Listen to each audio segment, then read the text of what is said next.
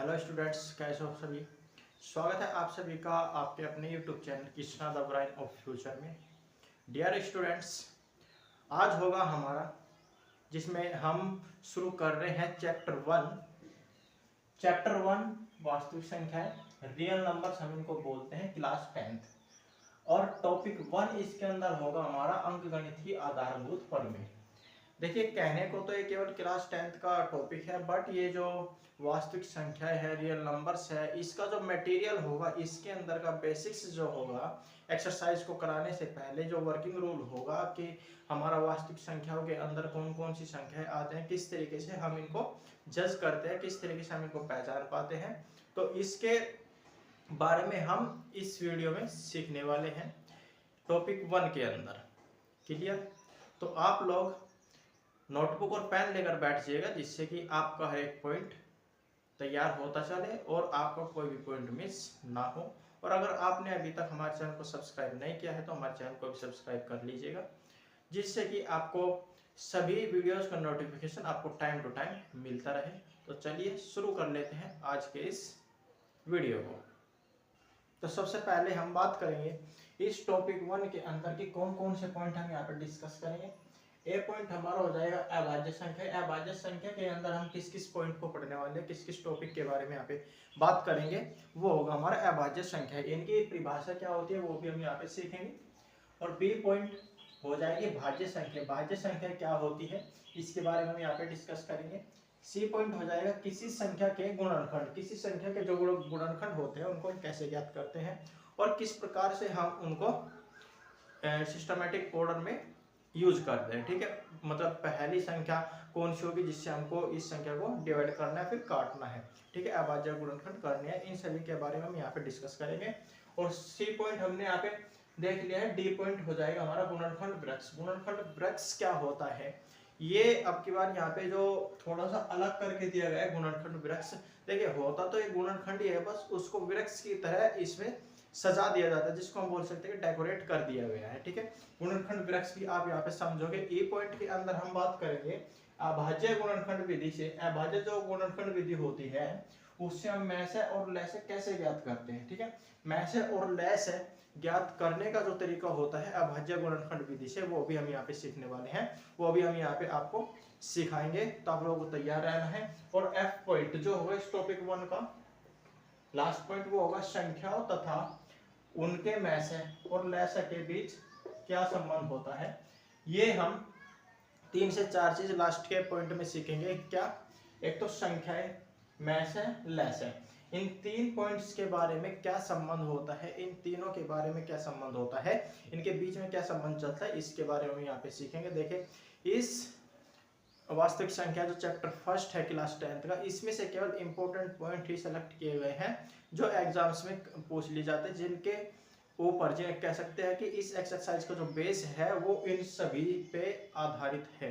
ठीक है, अगर ये पॉइंट आप लोग क्लियर करते हुए चलते हैं तो भैया गारंटी है कि आप एक्सरसाइज में कभी गड़बड़ नहीं करोगे और ये जो एक्सरसाइज है वो आपके आसानी से सोल्व हो जाएगी। तो आप लोग तैयार हो जाइएगा पॉइंट ए के लिए, जो है हमारा अभाज्य संख्या है। इसकी परिभाषा अब हम देखते हैं कि आपकी परिभाषा जो बनेगी वो क्या बनेगी।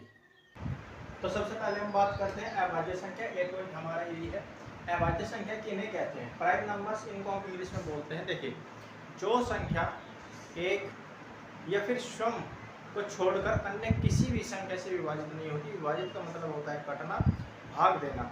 ठीक है, जिस संख्या को एक या फिर उस संख्या को खुद से भाग किया जा सकता है, अन्य किसी भी संख्या से भाग नहीं किया जा सकता, ऐसी संख्याएं हमारी क्या कहलाती है? ऐसी संख्या कहलाती है बेटा हमारी अभाज्य संख्या। ठीक है, प्राइम नंबर्स हमारी कहलाती है। अब देखिए, प्राइम नंबर्स के अंदर जो यहाँ पे लिखा गया है, एक व स्वयं को छोड़कर अन्य किसी भी संख्या से ये विभाजित नहीं होती, अभाज्य संख्या कहलाती है। देखिए, कौन कौन सी होती है अभाज्य संख्या, किस प्रकार से ये हो सकती है। ठीक है, अभाज्य संख्या होती है जैसे 2, 3, 5, 7, 11, 13, 15 भी किससे कट सकता है? 3, 5 से कट सकता है, लेकिन 17 या तो 1 से कटेगा या फिर अपने से कटेगा। तो ऐसी संख्या जो एक या फिर स्वयं से ही कटे उसे हम अभाज्य संख्या कहते हैं। अब देखें यहाँ पे जैसा 2 है, 2 किससे कटेगा, या तो 2 से ही कटेगा फिर 1 से कटेगा। उसी प्रकार से 3 है, 3 1 से कटेगा या फिर 3 से ही कटेगा। 5 की अगर बात करें, 5 का भी सेम प्रोसीजर है, या तो ये 1 से कटेगा या फिर 5 से कटेगा। ठीक है। 7 देख लीजिए, 7 अन्य किसी संख्या से नहीं कटेगा, या तो फिर 1 से कटेगा ये, या फिर 7 से ही डिवाइड होगा। 11 की अगर बात करें, 11 में भी सेम प्रोसीजर है। 11 में या तो ये 11 से कटेगा फिर 1 से कटेगा। 13 की बात करें तो 13 भी जो है या तो 1 से कटेगा फिर 13 से ही कटेगा। 17 में भी यहाँ पे इसी तरीके से प्रोसेस चलता है। तो जो संख्या 1 या फिर स्वयं से ही डिवाइड हो, अन्य किसी भी संख्या से डिवाइड नहीं होती है, उसको हम बोलते हैं क्या, अभाज्य संख्या। Point clear. तो आप लोग इसको फटाफट नोट करिए। फिर देखते हैं नेक्स्ट पॉइंट जो है हमारी भाज्य संख्या है। देखिए अब बात करते हैं बी पॉइंट की, जो है भाज्य संख्या। 1 के अतिरिक्त ऐसी संख्या जो 1 से तो कटती है, स्वयं के अतिरिक्त भी अन्य दूसरी संख्याओं से विभाजित होती है, ऐसी संख्याओं को हम क्या बोलते हैं, भाज्य संख्याएं बोलते हैं। देखिए यहाँ पे जो लिखा गया है उसका मतलब क्या, उसका मीनिंग आप समझिए। 1 के अतिरिक्त वे सभी संख्याएं, 1 के अतिरिक्त वे सभी संख्याएं जो स्वयं के अतिरिक्त अन्य दूसरी संख्याओं से भी विभाजित होती है, भाज्य संख्याएं कहलाती है। बात क्लियर। देखिए यहाँ पे इसमें कहा गया है कि एग्जाम्पल से आप समझिए, ऐसी संख्याएं जो स्वयं के अतिरिक्त, मान लो हमारे पास कितना है, 4 है। अब ये 1 से तो कटे ही कटेगा, साथ में अन्य संख्या से भी कटेगा। अन्य संख्या से किस प्रकार से कटेगा, मान लो यहाँ पे कितना है, 4 है। 4 1 से भी डिवाइड हो जाएगा और 4 से भी डिवाइड हो जाएगा। इसके बाद में हम बात करते हैं यहाँ पे 6 की। ठीक है, 6 1 से भी डिवाइड है, 3 से भी डिवाइड होगा और 2 से भी डिवाइड होगा। पॉइंट क्लियर है बेटा। 6 के बाद में बात करते हैं 8 की। 4 से भी कटेगा, 2 से भी कटेगा, 8 से भी कटेगा और 1 से भी कटेगा। तो यहाँ पे जो लिखा गया है उस प्रोसेस को ये सभी संख्याएं फॉलो करती हुई चल रही है। इसी प्रकार से 8 के बाद आता है 10, 10 से 12, 12 से 14। तो ये जो सभी संख्याएं हैं इस तरीके से ये 1 से भी कटेंगी और अन्य संख्याओं से भी कटेगी स्वयं के अतिरिक्त। बात क्लियर। जो हमारी अभाज्य संख्या थी उसमें केवल या तो 1 से कटती थी या फिर स्वयं के अतिरिक्त वे किसी भी संख्या से नहीं कटती थी। लेकिन इसमें ऐसा नहीं है भाज्य संख्याओं में। भाज्य संख्याओं में 1 से तो कटेगी और स्वयं के अतिरिक्त अन्य संख्याओं से भी वो विभाजित होगी। बात क्लियर, पॉइंट क्लियर है। तो आप इसको नोट करिएगा, इसको आप समझ लीजिए अच्छे से। अगर कहीं पे कोई दिक्कत आती है तो आप कमेंट करके पूछ सकते हो। अब हम बात करते हैं भाज्य और अभाज्य संख्याओं के कुछ इम्पोर्टेंट नोट्स के बारे में, कुछ इम्पोर्टेंट पॉइंट्स के बारे में जो आपको नोट करके लिखना है। ठीक है, आप एक बार इसको नोट करिएगा। तो देखिए नोट आपको करके लिखना है। अब जो पॉइंट्स है ये अभाज्य और भाज्य संख्याओं को देखकर लिखे गए हैं। कुछ इम्पोर्टेंट पॉइंट्स अलग से यहाँ पे आपको दिए गए हैं जिससे कि आपका हर एक पॉइंट क्लियर होता चले, कोई कंफ्यूजन आपको ना रहे। तो देखिए फर्स्ट पॉइंट में क्या है, यहाँ पे फर्स्ट में लिखा गया है संख्या 1 न तो भाज्य संख्या और न ही अभाज्य संख्या है, क्योंकि जिसका जिक्र हम स्टार्टिंग से कर रहे हैं कि वे संख्या 1 से कटेगी, स्वयं से कटेगी या फिर अन्य किसी संख्या से कटेगी या फिर नहीं कटेगी। इन चीज़ों में हम उलझे हुए हैं। तो आपको यहाँ पे समझ लेना है कि जो संख्या 1 है वो ना तो भाज्य संख्या है और ना ही अभाज्य संख्या है। बात क्लियर। इसके बाद बात करते हैं संख्या 2 जो है, संख्या 2 सबसे छोटी भाज्य संख्या है तथा केवल 2 ही सम अभाज्य संख्या है। ठीक है, ये छोटे छोटे पॉइंट्स देखें कहीं ना कहीं एक एक नंबर में पूछ ले जाते हैं, इसीलिए यहाँ पे आपके समक्ष कलेक्ट करके लाए हैं अलग से ही, जिससे कि आपको ज़्यादा परेशानी ना हो ढूंढने में इस तरह के छोटे छोटे पॉइंट्स को। बात के लिए अब देखें आगे क्या बोलते हैं। आगे कहते हैं कि सबसे छोटी जो भाज्य सम संख्या है वो है 4 और सबसे छोटी जो अभाज्य विषम संख्या है वो है नो। ठीक है, भाज्य सम संख्या, सम का मतलब क्या होता है? सम का मतलब होता है यहाँ पे एक, जिसको हम बोल सकते हैं कि दो से इसको हम काट सकते हैं 4। लेकिन विषम संख्या ऐसी होती है जो 1 से कटती है, या फिर अन्य विषम संख्या से वो कटेगी। जैसे 9 है, 9 को हम काटते हैं तो या तो वो 9 से कटेगी 1 से, या फिर वो 3 से कटेगी, जबकि वो 4 से नहीं कटेगी। ठीक है, अब इसके बाद बात करते हैं लास्ट पॉइंट की, जो है अभाज्य संख्याओं के केवल 2 गुणनखंड होते हैं। इंपॉर्टेंट पॉइंट है, पूछ लिया जाता है कॉम्पिटिटिव एग्जाम्स में भी कि भाई अभाज्य संख्या के कितने गुणनखंड होते हैं? केवल 2 गुणनखंड होते हैं, याद रखना है। और एक, देखिए एक का जिक्र जो है वो फिर से आ गया, एक और वह संख्या सम। ठीक है, एक तो अभाज्य संख्याओं का गुणनखंड होगा 1, और दूसरा गुणनखंड होगा वह संख्या सम। Point clear? अब चूंकि एक जो है अभाज्य संख्या नहीं है, देखिए यही बात यहाँ पे रिपीट करके लिखी गई है, एक जो है अभाज्य संख्या नहीं है, इसलिए किसी संख्या को उसके अभाज्य गुणनखंड के रूप में लिखते समय एक का प्रयोग नहीं करते हैं। क्यों? क्योंकि एक जो है वो क्या नहीं है, इसलिए किसी संख्या को उसके अभाज्य गुणनखंड के रूप में लिखते समय एक का प्रयोग नहीं करते हैं, क्योंकि एक जो है वो अभाज्य संख्या नहीं है। क्योंकि स्टार्टिंग में लिखा गया है कि एक जो है ना तो भाज्य संख्या है और ना ही अभाज्य संख्या है। ठीक है, तो उम्मीद करते हैं कि ये जो छोटे छोटे पॉइंट्स है ये आपको बेहद ज़्यादा इम्पोर्टेंट है और बेहद ज़्यादा हेल्प करेंगे, क्योंकि इस तरह के जो एग्जाम्स में पॉइंट्स आते हैं एक एक नंबर में या फिर आधे नंबर में ये पूछ लिए जाते हैं, और यहाँ पे बच्चे अक्सर कंफ्यूजन कर देते हैं, कहीं ना कहीं गड़बड़ कर देते हैं। पॉइंट बहुत छोटे हैं, लेकिन जब एग्जाम से पूछे जाते हैं तो वो कंफ्यूज हो जाते हैं कि भाई कौन सा डिसाइड करें, क्योंकि 4 ऑप्शन होते हैं, 4 में से कौन सा करेक्ट है ये सेलेक्ट करना वहाँ पे मेंटलिटी इम्प्रूव करती है कि हमारा जो दिमाग हो किस तरीके से हम सोचते हैं इन क्वेश्चंस को लेकर, इन छोटे छोटे पॉइंट्स को लेकर। अब देखिए अगर मान लो एग्जाम्स में आपसे पूछ लिया जाए 2 क्वेश्चन यहाँ पे बेहद इंपॉर्टेंट, 2 के ज़्यादा बन सकते हैं लेकिन 2 को ही हम यहाँ पे जिक्र करेंगे। मान लो कहीं पे पूछ लिया जाए एक ही नंबर में, एग्जाम्स की अगर बात करें कि भाई जो अभाज्य संख्याएं होती है उनके गुणनखंड कितने होते हैं, अगर किसी ने अच्छे से स्टडी किया होगा तो वो क्या बोलेगा कि सब 2 होते हैं। लेकिन कोई क्या करेगा, एक लगा के आ जाएगा कि भाई केवल एक ही गुणनखंड होता है, कोई 3 लगा देगा। लेकिन जो करेक्ट ऑप्शन है 2 का, कि भाई अभाज्य संख्याओं के जो गुणनखंड होते हैं वो 2 होते हैं, उसको नहीं लगा के आएगा, इसीलिए उसका जो एक नंबर है या जितने भी नंबर को क्वेश्चन है वे कट हो जाएंगे और उसका क्वेश्चन का आंसर जो होगा वो बिल्कुल गलत हो जाएगा। ठीक है, अब इसमें यहाँ पे अगर बात करें फर्स्ट पॉइंट से आप ले लो कि संख्या एक ना तो भाज्य संख्या है और ना ही अभाज्य संख्या है। तो अगर कहीं पे दे दिया जाए कि भाई एक किस प्रकार की संख्या है तो ऑप्शन में आ जाए भाज्य, बी पॉइंट जो ऑप्शन का है वो हो जाएगा अभाज्य, तीसरा हो जाएगा भाज्य और अभाज्य, फोर्थ पॉइंट हो जाएगा नन ऑफ दिस, इनमें से कोई नहीं। तो कोई तो क्या लगाए कि भाई केवल भाज्य संख्या है, कोई लगाएगा अभाज्य संख्या है।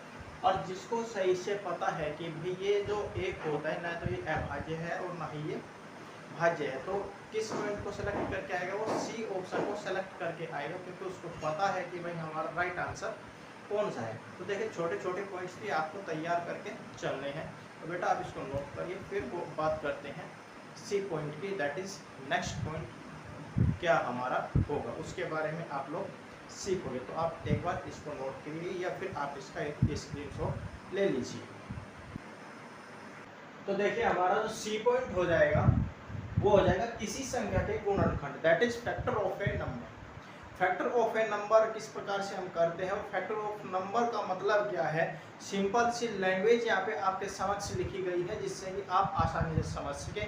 तो देखिए क्या है लैंग्वेज, इसमें कहा गया है यदि कोई संख्या किसी अन्य संख्या को पूर्णतः विभाजित, एक वर्ड आया ध्यान से समझना बेटा, पूर्णतः विभाजित।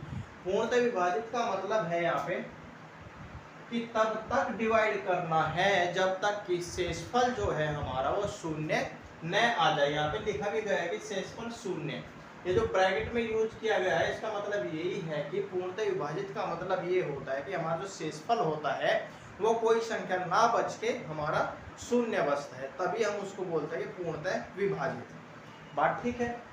अब यहाँ पे कहा गया है पूर्णतः विभाजित करती है तो विभाजित करने वाली संख्या, ध्यान में समझना है इस पॉइंट को, विभाजित करने वाली संख्या विभाजित होने वाली संख्या का, विभाजित होने वाली संख्या का एक गुणनखंड कहलाती है। दैट इज, इसमें कहा क्या गया है, ये अब आप समझिए कि इसमें कहा गया है भाई कि हमारी जो पहले वाली संख्या है, दैट इज हम जिस संख्या से डिवाइड कर रहे हैं कि दूसरे वाली संख्या को, क्योंकि इसमें कहा गया है ना कि यदि कोई संख्या किसी अन्य संख्या को पूर्णतः विभाजित करती है, दैट इज सेकंड नंबर वाली संख्या को जो है पूर्णतः विभाजित करती है, और तब तक विभाजित करती है जब तक कि हमारा जो शेषफल है वो 0 न आ जाए। तो अब यहाँ पे समझने वाली बात है, इसमें कहा गया है तो विभाजित करने वाली संख्या, दैट इज पहले वाली जो संख्या होगी, जो कोई संख्या वहाँ पे लिखा गया है, इसका मतलब है कि पहले वाली संख्या जो होगी वो होगी जिससे हम भाग करेंगे, और दूसरी संख्या दैट इज यहाँ पे कहा गया है विभाजित होने वाली संख्या।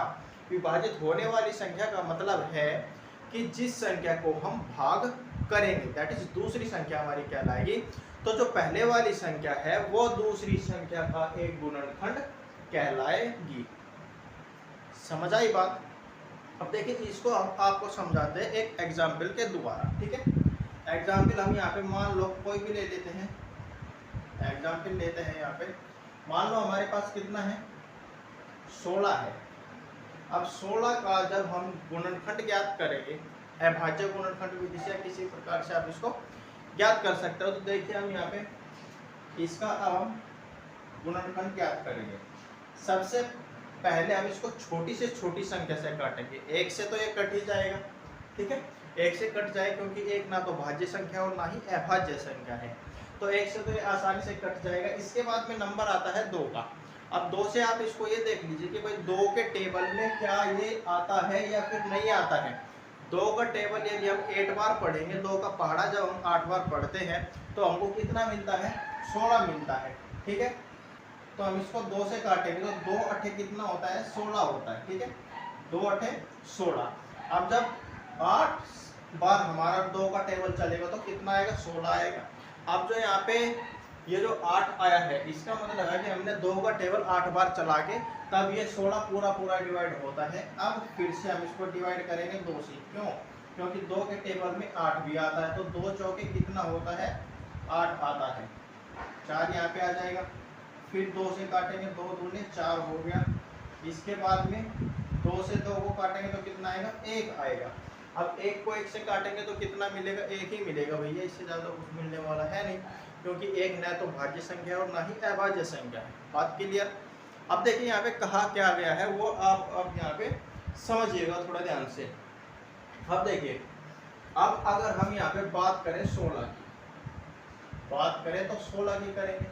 अब यहाँ पे जो लैंग्वेज यूज की गई है इसका मीनिंग अब आप समझिए। देखिए, विभाजित करने वाली संख्या विभाजित होने वाली संख्या का एक गुणनखंड कहलाएगी।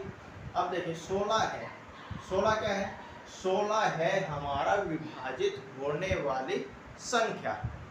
बात ठीक है, 16 है हमारा विभाजित होने वाली संख्या, और जो 2 है, 2 है हमारा विभाजित करने वाली संख्या, ठीक है। 2 जो है वो है हमारी विभाजित करने वाली संख्या। अब अगर हम बात करें 16 की, तो 16 के जो गुणनखंड हो जाएंगे वे कितने हो जाएंगे, वे हो जाएंगे, इन सब का अलग अलग से लिख देना, ठीक है। जैसे एक तो गुणनखंड हो जाएगा इसका 2, फिर से 2, यहाँ पे कितनी बार 2 आया है, 4 बार आया है, तो हम इस 2 को 4 बार लिख देंगे, ठीक है, तथा 2। ये सभी क्या हो गए इनके, ये जो 2 को यहाँ पे 4 बार लिखा गया है, ये हो गए इस 16 के गुणनखंड, ठीक है। बात क्लियर? तो बेटा ये है इसका गुणनखंड का सिस्टम, ठीक है, कि भाई हमारी जो विभाजित होने वाली संख्या है, विभाजित करने वाली संख्या कौन सी होगी। तो ये आप लोगों को यहाँ पे क्लियर कर दिया गया है इस एग्जाम्पल के द्वारा। तो उम्मीद करते हैं कि आपको क्लियर हो गया होगा। तो आप इसको नोट कर लीजिए या फिर इसका आप एक स्क्रीनशॉट ले लीजिए। फिर बढ़ते हैं अपने नेक्स्ट पॉइंट की तरफ, जो होगा हमारा पॉइंट डी। तो भैया देखिए, पॉइंट डी होगा हमारा गुणनखंड वृक्ष, दैट इज फैक्टर ट्री। तो देखिए, आपने अमरूद का पेड़ है ना, शीशम का पेड़, लीची का पेड़, आम का पेड़, इन सभी पेड़ों के बारे में सुना होगा और देखा भी होगा इनको कि भाई ये किस तरीके के होते हैं। अब यहाँ पे देखिए एक बात आती है, गुणनखंड वृक्ष। गुणनखंड वृक्ष का भी अब यहाँ पे पेड़ बन गया, देखिए बड़ी अजीब बात है ना। बन कुछ भी सकता है, बनाने वाला चाहिए भाई, क्योंकि दुनिया है किसी भी तरीके से किसी भी रंग में ढल सकती है, बस ढालने वाला उसको चाहिए। क्योंकि अक्सर ये कहते हैं कि भाई हमसे ये काम नहीं हो रहा है या वो नहीं हो रहा है, तो ऐसा कुछ नहीं है, केवल करने की हिम्मत और दिमाग आपका इतना मजबूत और ताकतवर होना चाहिए कि भाई आप किसी भी प्रॉब्लम को आसानी से फेस कर पाओ। क्योंकि ज़्यादातर बंदे क्या करते हैं कि मोटिवेशन के लिए लाइनें पढ़ते हैं, बताओ अरे भैया जो अपनी प्रॉब्लम्स अपनी सिचुएशन को देख के मोटिवेट नहीं हो सकता वो दुनिया की किसी भी किताब से मोटिवेट नहीं हो सकता। बोलिए मानते हैं या फिर नहीं मानते हैं? मानना पड़ेगा भाई, क्योंकि जिस बंदा को अपना प्रॉब्लम्स जो है अपनी फैमिली सिचुएशंस या फैमिली प्रॉब्लम्स जो समझ नहीं पा रहा है, उससे ज़्यादा उसके लिए मोटिवेटेड चीज़ क्या होगी भाई? क्योंकि अपनी प्रॉब्लम्स को वो फेस कर रहा है, अदर बंदा नहीं फेस कर रहा है। ठीक है, तो आप लोग जब तक अपनी प्रॉब्लम्स को नहीं समझोगे तो आप मोटिवेट हम नहीं मानते, कोई दुनिया का कोई बंदा आपको मोटिवेट कर सकता है। केवल अपनी जो प्रॉब्लम्स होती है अपनी सिचुएशंस को देख करके भाई हमारा क्या प्रॉब्लम्स है, किस प्रकार से हम इससे हैंडल कर सकते हैं। क्योंकि देखिए अपनी प्रॉब्लम्स क्योंकि हमको पता है हम उससे कितने जूझ रहे हैं, ये सभी हमको पता है, तो भैया हर बंदे के लिए मोटिवेशन उसकी सेल्फ प्रॉब्लम्स है। ठीक है, तो चलिए हम उस पॉइंट को ना पकड़ के अपने गुणनखंड वृक्ष पे वापस आ जाते हैं। भाई इस पे भी अंगूर, आम, सेब ये सभी फल चलते हैं। किस प्रकार से चलते हैं देखिए, मान लो हमारे पास क्या हम बोलते हैं गुणनखंड बोलते हैं। गुणनखंड हम करते हैं बाध्य गुणनखंड विधि या भाग विधि, किसी प्रकार से हम गुणनखंड ज्ञात करते हैं। अब जो हमारे गुणनखंड होंगे, जो हमारे गुणनखंड होंगे वे ही हमारे फ्रूट्स होंगे, वे ही हमारे फ्रूट्स होंगे। और फल कौन सा होगा, दैट इज कहने का मतलब है पेड़ कौन सा होगा, पेड़ होगा हमारा जिस संख्या के वे गुणनखंड होंगे। बात ठीक है। देखिए अब यहाँ पे कहा गया है कि भाई गुणनखंडों की वह श्रृंखला, गुणनखंडों की वह श्रृंखला जिसे वृक्ष के रूप में, ठीक है, जिसे वृक्ष के रूप में लिखा जा सकता है, क्या कहलाता है? गुणनखंड वृक्ष, दैट इज फैक्टर ट्री ये कहलाती है। क्या कहलाती है? श्रृंखला होनी चाहिए गुणनखंडों की, तो ये फैक्टर ट्री हमारी बनेगी। अब देखिए किस प्रकार से बनेगी, इसको हम समझते हैं, इसको आपको क्लियर कराते हैं एक एग्जाम्पल्स के थ्रू। ठीक है, देखिए क्वेश्चंस आप कितने कर लीजिए, एग्जाम्पल्स आप कितने कर लीजिए, लेकिन जब तक आप उसका बेसिक्स वर्किंग रूल ही नहीं पता होगा तो आप कैसे क्या हैंडल कर पाओगे भाई?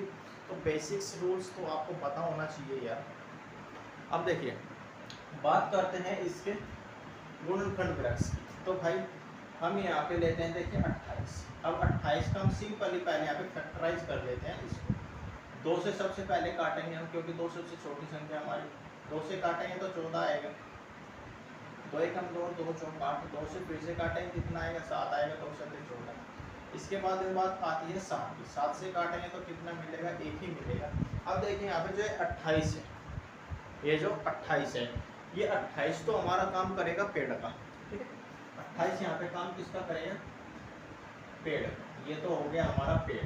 ये यहाँ पे समझाने के लिए आपको बता रहे थे भाई गुणनखंड वृक्ष हम किस प्रकार से बनाएंगे, क्योंकि बच्चे कंफ्यूज हो जाते हैं, लेकिन कंफ्यूज होने वाले यहाँ पे कोई भी बात नहीं है, ये आपको दिमाग में बैठा लेना है। ठीक है, अब देखिए 28 का सबसे पहले हम किससे काटे हैं भाई? इसको 28 से सबसे पहले हम इसको काटे हैं 2 से। ठीक है, 2 से कटने के बाद हमको कितना मिलता है? 2 से कटने के बाद हमको मिलता है भैया 14 मिलता है। बोलिए बात ठीक है? 14 का 2 का गुणा करके देखिए कितना मिलेगा? 28 मिलेगा। इसके बाद हम बात करते हैं 14, क्योंकि 28 को काटने के बाद हमको मिला कितना? 14। अब इस 14 को दैट इज 14 को फिर से काटेंगे किससे? 2 से। ठीक है, 2 से 14 को काटेंगे दैट इज 14 को काटेंगे तो कितना मिलेगा? 7 मिलेगा। बोलिए बात ठीक है कि नहीं? यहाँ तक समझिए, यहाँ तक बताइए भाई, कोई दिक्कत तो नहीं है? 2 से काटने के बाद कितना मिलेगा? 7 मिलेगा। अब इस 28 को आप कुछ देर के लिए भूल जाइए, क्योंकि 28 को काटने के बाद जब हम 2 से काटते हैं तो हमको कितना मिलता है? 14। अब जो 14 आया 14 आया है ये आपके लिए पेड़ है। अब इसके पेड़ के फल कौन कौन से है, कितने फल आपको मिलेंगे वो आपको यहाँ पे डिसाइड करना है। फल से यहाँ पे मतलब है कि भाई फैक्टर, समझ आई बात, फैक्टर 2 और 7। अब देखिए यहाँ पे बात आती है 7 की। तो भैया अब देखिए बात करते हैं 7 की। यहाँ पे जो ये वृक्ष है इसको हम थोड़ा टेढ़ा टेढ़ा यहाँ पे बना लेते हैं। 7 आ गया। अब इस 7 को आप काटिए, देखिए 7 से 700, 7 से जब हम 7 को काटेंगे तो कितना मिलेगा, 1 मिलेगा। अब 1 ना तो भाज्य और ना ही अभाज्य संख्या है। तो जो गुणनखंड है बस इनको लिखने का जो तरीका है वो थोड़ा अलग हो जाता है, ये एक श्रृंखला के टाइप में चल जाता है। इसको हम बोल देते हैं गुणनखंड वृक्ष, दैट इज फैक्टर ट्री। बात ठीक है, क्लियर है? तो उम्मीद करते हैं कि आपको क्लियर हो गया होगा, कहीं पे कोई कंफ्यूजन की गुंजाइश नहीं होगी भैया। ठीक है, करिए इसको फटाफट नोट या फिर इसका आप स्क्रीनशॉट ले लीजिए। फिर बढ़ते हैं अपने नेक्स्ट पॉइंट की तरफ, जो हमारा पॉइंट ई पॉइंट हमारा हो जाएगा भैया अभाज्य गुणनखंड विधि से मैसे और लैसे ज्ञात करना। ठीक है, मैसे और लैसे महत्तम संख्या और लघुत्तम संख्या। महत्तम संख्या मैक्सिमाइज नंबर और लघुत्तम लोवेस्ट नंबर। बात ठीक है। अब देखिए इसकी परिभाषा क्या बनती है यहाँ से, इस चैप्टर के अकॉर्डिंग देखिए परिभाषाओं को यहाँ पे आसानी से भाई लिखने का प्रयास किया है। उम्मीद है कि आपको अच्छे से क्लियर हो जाएगी। यहाँ पे कहा गया है 2 या 2 से अधिक धनात्मक पूर्णांक। धनात्मक पूर्णांक मतलब होता है यहाँ पे पॉजिटिव नंबर्स। ठीक है, कम ऐसे देखिए मैं से यहाँ पे कहा गया महत्तम संख्या होता यही है, लघुत्तम संख्या दैट इज लेस। अंक गणित के आधारभूत प्रमेय का प्रयोग करके ज्ञात करने की विधि को ही हम क्या बोलते हैं भैया, अभाज्य गुणनखंड विधि हम बोलते हैं। बात ठीक है। देखिए 2 हो या फिर 2 से अधिक भी हमारे धनात्मक पूर्णांक दैट इज पॉजिटिव नंबर्स आ जाते हैं, जिनका हम मैसे या फिर लेसे याद करते हैं। बात ठीक है। तो देखिए अब हम यहाँ पे आपको लिखाएंगे वर्किंग रूल। वर्किंग रूल का मतलब होता है कार्यविधि, कि जो हमारा मैसे है या फिर लेसे है कि इसमें हम वर्किंग रूल किस प्रकार से लगाते हैं, हमारा सिस्टमेटिक ऑर्डर क्या होना चाहिए कि जिससे हम आसानी से ज्ञात कर सकें। तो बेटा आप इसको यहाँ पर नोट करिए, इस परिभाषा को एक बार फिर आपको लिखाते हैं वर्किंग रूल, किस तरीके से हम इसमें काम करेंगे। इस तरीके से वर्किंग रूल यहाँ पे अप्लाई होगा। महत्तम संख्या और लघुत्तम संख्या इन दोनों के लिए यहाँ पे आपको वर्किंग रूल दिया जाएगा। यहाँ पे एक पॉइंट आपको नोट कर लेना कि भाई इस चैनल के साथ आपको रटना छोड़ के सीखने पे आ जाना है। आसान से आसान भाषा वर्किंग रूल आपको यहाँ पे देंगे, जिससे कि एक्सरसाइज में आपको बहुत ज़्यादा हेल्प करें। क्योंकि क्वेश्चंस आप 100 कर लीजिए भैया, बेस तरीका आपको पता नहीं है तो उन 100 क्वेश्चंस की प्रैक्टिस भी जो है बेकार मानी जाती है। बात ठीक है। अब मान लिया वर्किंग रूल आपको बेस आपको एक्सरसाइज का अच्छे से क्लियर है, आप क्वेश्चन कर लीजिए 4 भाई सफिशिएंट है।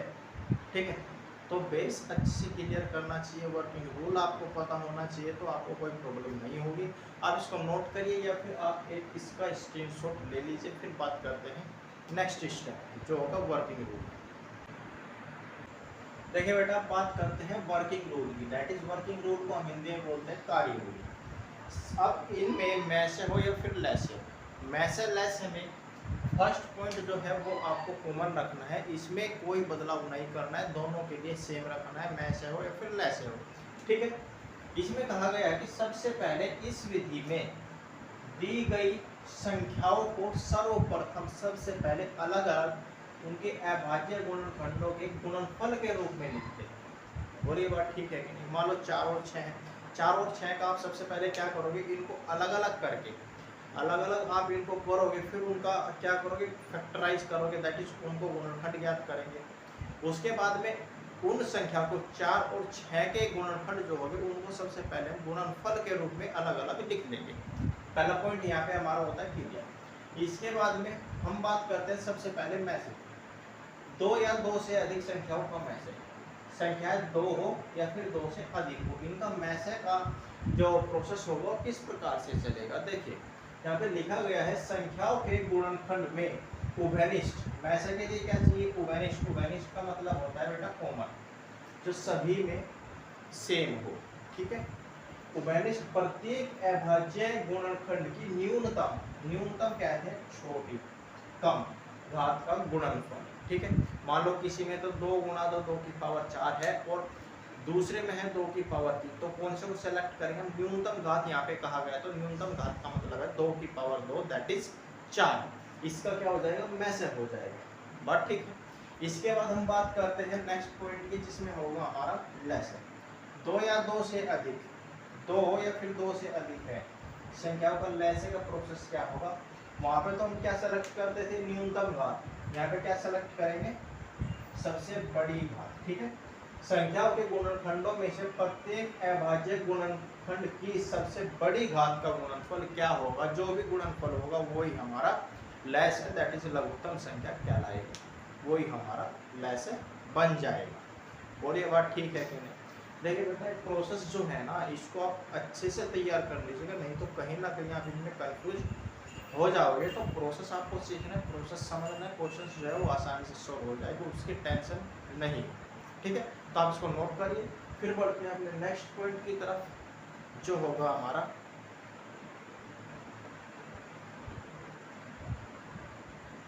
तो आप इसको नोट करिए। फिर देखते हैं नोट्स, यहाँ पे क्या मेन पॉइंट्स निकल के आते हैं, उनके बारे में हम यहाँ पे डिस्कस करेंगे।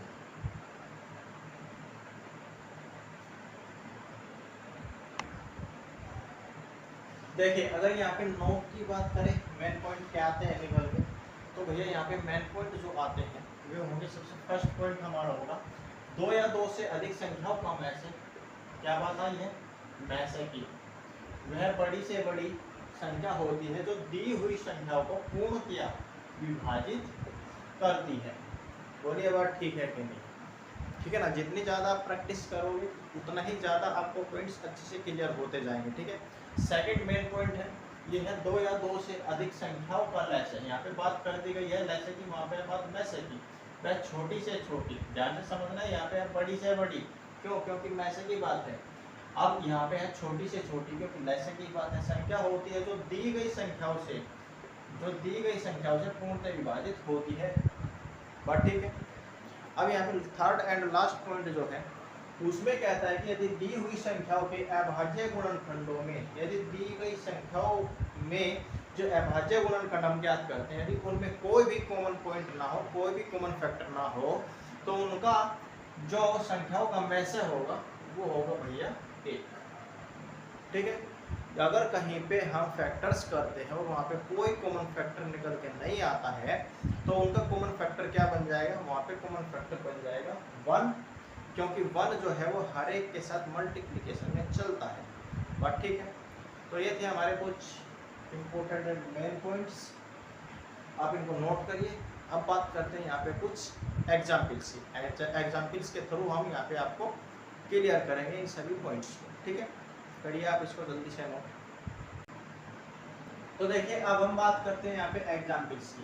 एग्जाम्पल्स जो होते हैं वही आपका मेन मतलब बोल सकते हो आपकी हमारे प्रैक्टिस होते हैं एक्सरसाइज के लिए। इनिशियल रिलेटेड क्वेश्चंस जो एक्सरसाइज में घुमा फिरा के रख दिया जाता है, बाकी और कुछ भी नहीं होता, ठीक है।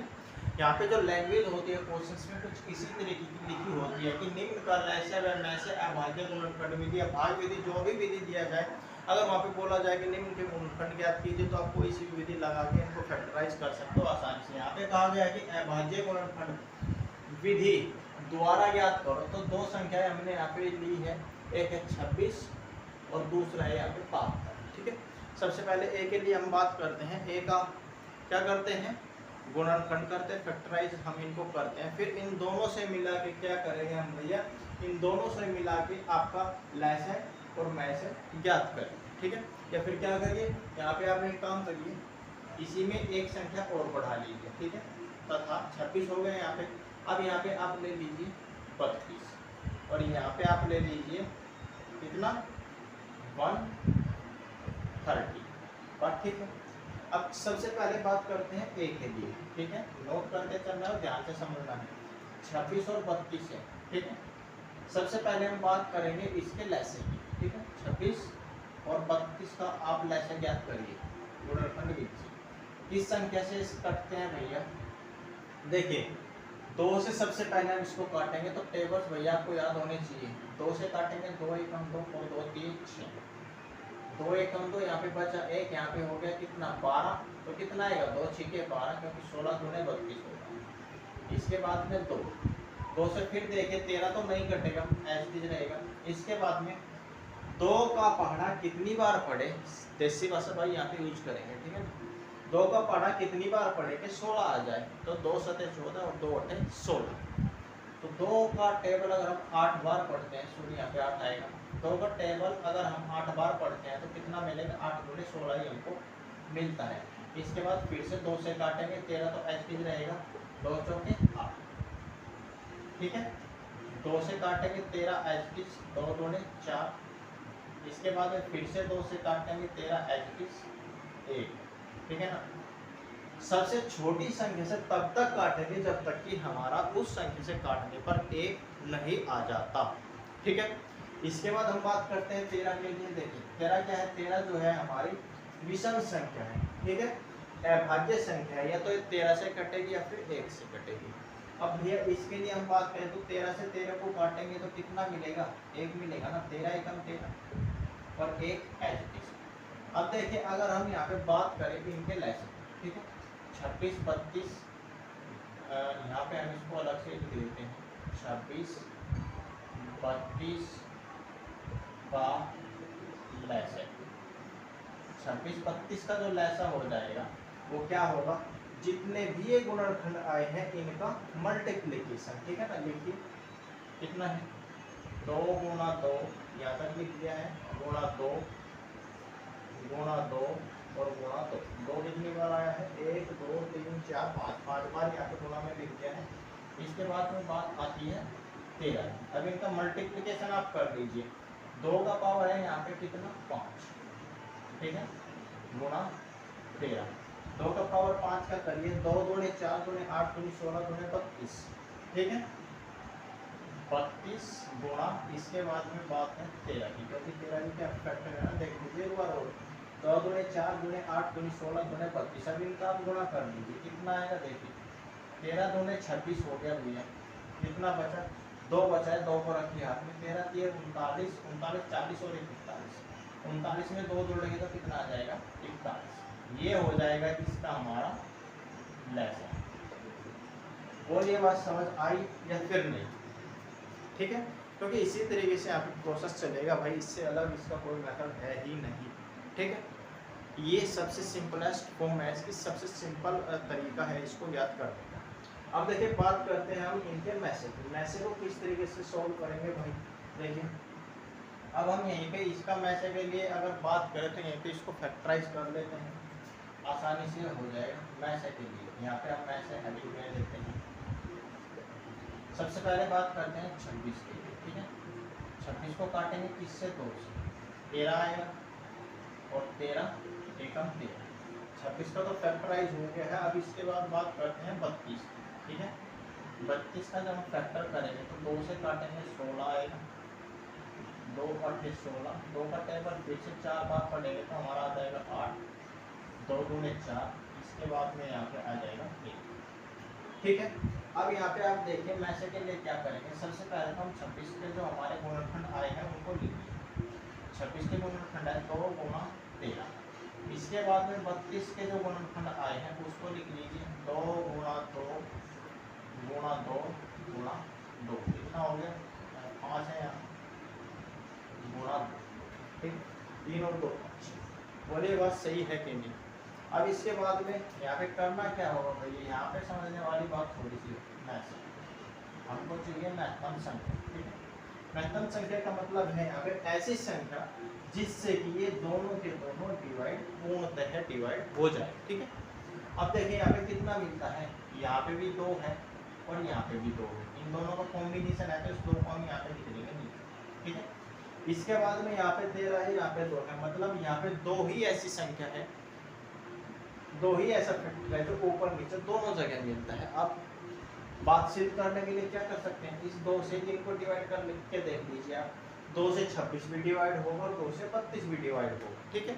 तो मैसे की अगर बात करें तो वो हो जाएगा 2 और मैसे की बात करें तो वो हो जाएगा भैया 416। बोले बात सही है या फिर नहीं, ठीक है। इसी प्रकार से जो हमारा 72 तथा 130 है ये हम आपको देते हैं, इसका आप खुद से इसको ज्ञात करके देखेंगे कि जो इसका मैच है और लेस है वो कितना बनेगा। ठीक है, ये क्वेश्चन, ये एग्जाम्पल्स आपके लिए। ठीक, करिए आप इसको नोट, फिर बात करते हैं नेक्स्ट स्टेप की। देखते हैं नेक्स्ट स्टेप हमारा क्या होने वाला है। देखिए, जो नेक्स्ट हमारा पॉइंट हो जाएगा वो हो जाएगा संख्या तथा उनके मैसेज के बीच संबंध। अब ये संख्या कौन कौन सी होगी, यहाँ पे हमने दो पार्ट्स यहाँ पे लिखा है, दोनों एक ही उसमें आ जाए तो भाई ज़्यादा बेटर होगा। ठीक है, फर्स्ट के लिए किन्हीं दो, पहले हमने बात की दो धनात्मक पूर्णांकों के बारे में जो होंगे हमारे ए व बी के लिए दोनों संख्या और उनके मैसेज तथा लैसे के बीच क्या संबंध बनेगा, ये पॉइंट यहाँ पे बात होगी। इसके बाद सेकंड जो पार्ट है उसमें कहा है यहाँ पे तीन पूर्णांक आ जाएंगे, ए बी तथा सी। जो मेथड है सेम रहेगा, कोई चेंजिंग नहीं होगा। ठीक है, इस तरीके से बनाना है। देखिए, सबसे पहले हम बात कर लेते हैं दोनों संख्याओं के गुणनफल के लिए।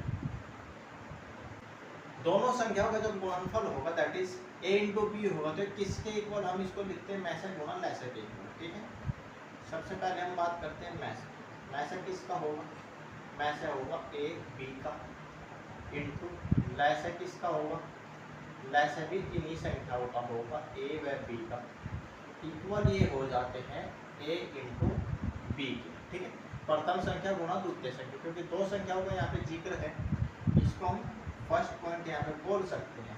यहाँ पे आपको नोट कर लेना है। आगे यहाँ पे चलो आगे करते हैं। अब मान लो हमको यहाँ से चाहिए होगा मैसेज।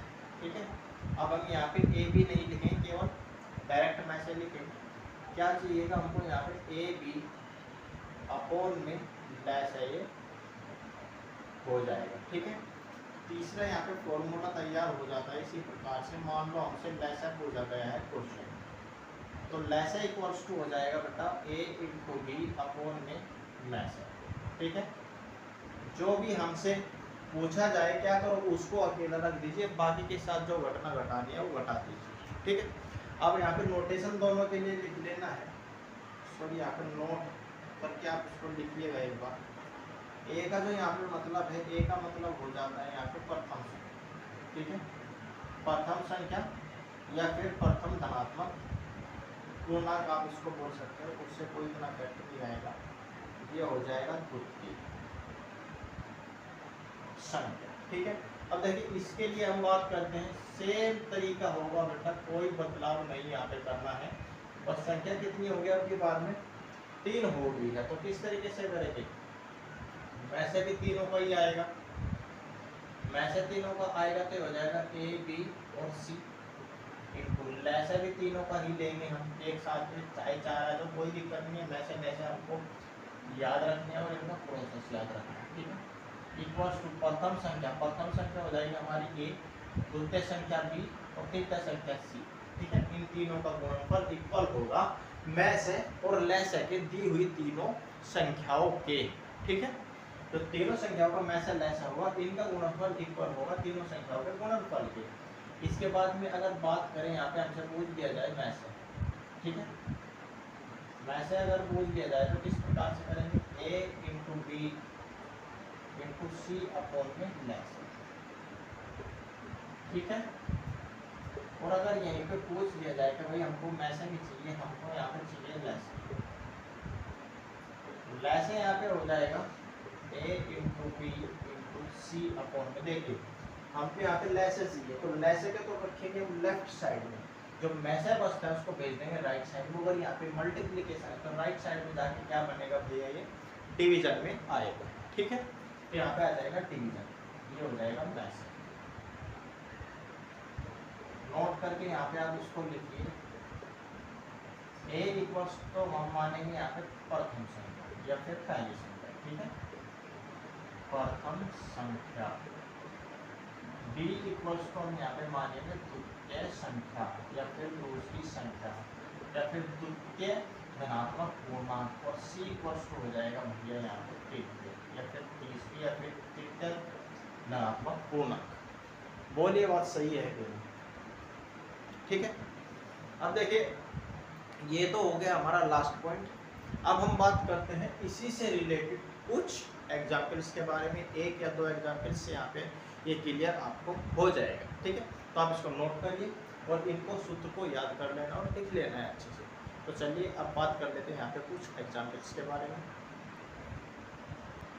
तो देखिए यहाँ पे हमने एग्जाम्पल दिया है, लगभग ऐसी लैंग्वेज यहाँ पे क्वेश्चंस में होगी और पेपर में भी ऐसी लैंग्वेज पूछी जाती है, बस क्वेश्चन को थोड़ा घुमा फिरा के पूछ लिया जाता है। इसमें कहता है उदाहरण में कि यदि संख्याओं a व b, कितनी संख्या होगी, a व b केवल दो संख्या हमारे पास में, ध्यान रखना है क्वेश्चन में। यहाँ पे बोल भी दिया जाएगा कभी कभी कि यदि दो संख्या हो, या फिर कह देगा यदि संख्या हो, दो को छोड़ देगा, वो आपको पहचान करने है कितनी संख्या हमारे पास में। अब यहाँ पे कहता है कि यदि संख्या a व b का मैच है 12 है, a व b का मैच कितना दे दिया भैया, 12 दे दिया है, और इन संख्याओं का गुणनफल कितना 3600 है, दैट इज 3600 है, तब इन संख्याओं का हमको क्या चाहिए, हमको चाहिए है लेसर। ठीक है, अब यहाँ पे आपको ध्यान से समझना है कि हम इसको सोल्व किस तरीके से करेंगे, वो इम्पोर्टेंट है। ठीक है, दैट इज सॉल्यूशन। देखिए संख्या कितनी है हमारे पास, संख्या है a व b। ठीक है, दो संख्याएं हमारे पास में है। प्रथम संख्या हम मान लेते हैं, प्रथम संख्या, स्टेप बाय स्टेप प्रोसेस लेके चलना है। प्रथम संख्या हमारे पास में a और द्वितीय संख्या, द्वितीय संख्या हमारे पास में हो जाएगी कितना b। अब जो a और b का मैसे है, ठीक है, मैसे यहाँ पे हम डायरेक्ट लिखेंगे, a व b का मैसे हमको दिया गया है 12। ठीक है, गुणनफल, गुणनफल कितना है a b का। ठीक है, गुणनफल है यहाँ पे a into B equals to 3600। तो हमसे पूछा क्या गया है बेटा, हमसे पूछा गया है, देखिए लेस इक्वल्स टू क्या हो। बेहद सिंपल क्वेश्चन है अगर सूत्र आपको पता है। ठीक है, आसान से आसान भाषा में आपको इस तरीके से इसको ले लेना है। पहले हमसे वो चीज आपको ढूंढ लेनी है कि जो हमको दिया गया है। पॉइंट क्लियर है? तो हमारा जो फॉर्मूला कहता है वो कहता है कि भाई मैसे, मैसे किनका, दी हुई संख्याओं का इनटू लेस है, और लेस भी किनका होगा, ये भी दी हुई संख्याओं का होगा। संख्या कितनी है, ए बी दो संख्या है, equals to A into B, that is प्रथम संख्या इंटू द्वितीय संख्या। यहाँ पे बाय लैंग्वेज हम इसको यहाँ पे लिखते हैं आपकी बात, प्रथम संख्या, प्रथम संख्या है हमारा a इंटू द्वितीय संख्या। ठीक है, द्वितीय संख्या, आप इसको यहाँ पे a इंटू बी कर सकते हो, तब भी कोई प्रॉब्लम नहीं है। बस हमने यहाँ पे जो लैंग्वेज ली है उसके हिसाब से यहाँ पे इसको सिस्टमेटिक ऑर्डर में सेट किया गया है। अब आप देखिए मैसे कितना है संख्याओं को, मैसे हमको दे दिया गया है भैया 12, 12 दे दिया गया है, इंटू लेसा कितना है, लेसा तो हमसे पूछा ही गया है, तो हम क्या करेंगे, इसको एज इट लेके चलेंगे। ठीक है, लेसा है a एंड b का, प्रथम संख्या कितना है a और द्वितीय संख्या है b, तो इन दोनों का जो गुणनफल है वो कितना है a इंटू बी, वो है 3600। इसको आप यहाँ पे रख दीजिए 3600। बोलिए बात सही है कि नहीं? यहाँ तक अगर कोई दिक्कत हो तो भैया बताइए। ठीक है, यहाँ पे जहाँ तक हम समझते हैं कि आपको कोई दिक्कत नहीं होनी चाहिए, क्योंकि इतना कोई हार्ड प्रोसेस यहाँ पे नहीं चला है, सिंपल लैंग्वेज है। अब देखिए हमको चाहिए यहाँ पे लेस है, सिंपलाइज है, लेस को हम रखेंगे अकेला, लेस को अकेला रखेंगे 3600, अपोन में चला जाएगा 12। ठीक है, अपोन में चला जाएगा 12, क्योंकि यहाँ पे मल्टीप्लिकेशन है, मल्टीप्लिकेशन जब राइट साइड कूदता है, राइट साइड जाता है तो ये डिवीजन में आ जाता है। 12 से 3600 को काट दीजिए तो कितना आ जाएगा, 12 की 36 और 2 0 एज इट इज। बोलिए बात सही है कि नहीं?